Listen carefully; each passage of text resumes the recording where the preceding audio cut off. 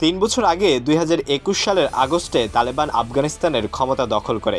এই ঘটনাটি পাকিস্তানের জন্য ছিল বিজয়ের মতো। পাকিস্তান তখন মনে করেছিল তালেবান ক্ষমতায় এলে তাদের মধ্যে একটি শক্তিশালী সম্পর্ক গড়ে উঠবে এবং দক্ষিণ এশিয়ায় ভূরাজনীতিতে নতুন সম্ভাবনা তৈরি হবে।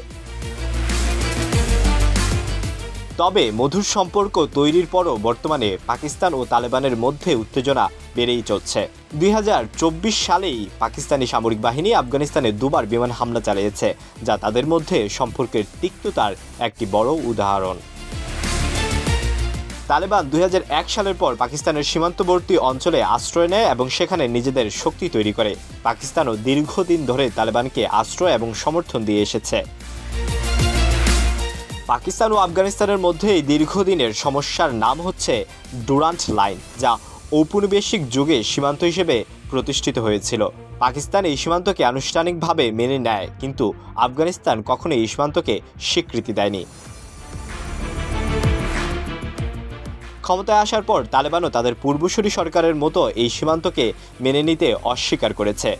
আফগানিস্তানের ডুরান্ট লাইন একটি অত্যন্ত সংবেদনশীল ইস্যু, কারণ এটি দুটি প্রধান পশতুন জাতির মধ্যে বিভাজন সৃষ্টি করেছে। এদিকে পাকিস্তান এই সীমান্ত নিরাপত্তা নিয়ে কঠোর অবস্থান নিয়েছে, যা আফগানিস্তান ও তালেবানের জন্য বিরক্তির কারণ হয়ে দাঁড়িয়েছে। তাছাড়া তালেবান আফগানিস্তানে ক্ষমতা দখলের পর পাকিস্তানের সন্ত্রাসী হামলা বেড়ে গেছে। বিশেষ করে টিটিপি, তেহরিক-ই-তালেবান পাকিস্তান বা পাকিস্তানি তালেবান সদস্যরা এসব হামলার পিছনে রয়েছে। টিটিপি ও আফগান তালেবান দীর্ঘদিন ধরে একে অপরের সহায়তায় অস্ত্র ও কৌশল ভাগাভাগি করেছে।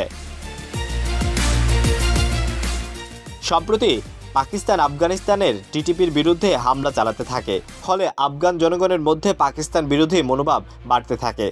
এদিকে তালেবান বলছে টিটিপি পাকিস্তানের অভ্যন্তরীণ সমস্যা এবং পাকিস্তানকে এটি সমাধান করতে হবে।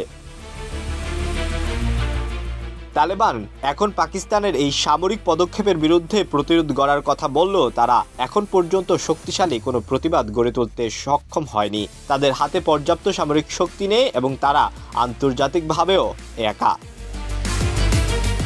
গত সপ্তাহে পাকিস্তানে একটি সন্ত্রাসী হামলার পর মঙ্গলবার রাতে আফগানিস্তানের পাকতিকা প্রদেশে বারমাল জেলায় 4টি স্থানে বোমা হামলা চালায় পাকিস্তানি বাহিনী। তালেবান জানায় ওই হামলায় 46 জন নিহত ও 6 জন আহত হয়েছে। তারপরই পাকিস্তান ও আফগানিস্তানের সীমান্তে উভয় দেশের সীমান্তরক্ষীদের মধ্যে সংঘর্ষের ঘটনায় 19 পাকিস্তানি সেনা সদস্য নিহত হয়। পাকিস্তান ও তালেবান এখন যে সম্পর্কের মধ্যে রয়েছেন তা দীর্ঘমেয়াদী শান্তির জন্য চ্যালেঞ্জ হয়ে দাঁড়িয়েছে। পাকিস্তান চাইছে আফগানিস্তানের অভ্যন্তরীণ সমস্যাগুলো তাদের সমাধান করতে, কিন্তু তালেবান তাদের স্বাধীনতা বজায় রাখার জন্য পাকিস্তানের চাপ মোকাবেলা করতে চাচ্ছে। আলওয়ান খান, ঢাকা প্রকাশ।